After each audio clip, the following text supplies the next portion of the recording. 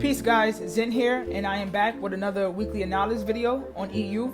So if we go ahead and start from the weekly time frame, I just want to point out again that I am looking for a close below, like a nice strong bearish close below this weekly low. I'll be super confident that we will trade lower and end up hitting our take profit at the 97 level. So that's pretty much what I'm looking for on the weekly time frame. But if we do go down to the daily time frame, once we get a close below on the daily underneath this weekly low, again, I will be super confident that we will continue to drop.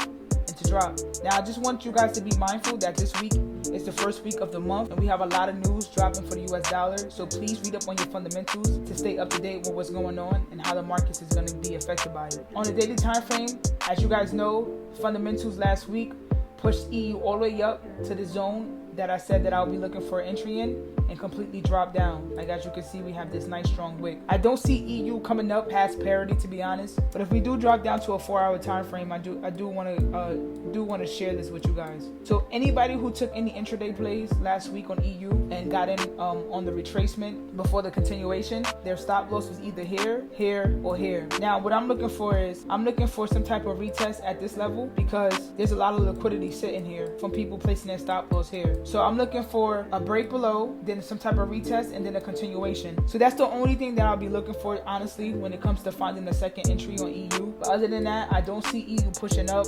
There's a lot of news coming out again for the US dollar, and just based off the fundamentals from last week, the US dollar is super bullish. The Feds was super hawkish, which is saying that they're bullish. The US dollar is doing really well compared to the euro. And again, keeping up with the fundamentals really does help you understand what's going on with the economy. So this is what I'm looking at for EU. I'm not looking at anything else. I'm not looking at no other pair. I do trade EJ, but if we go to EJ, this market is just looking too choppy for me.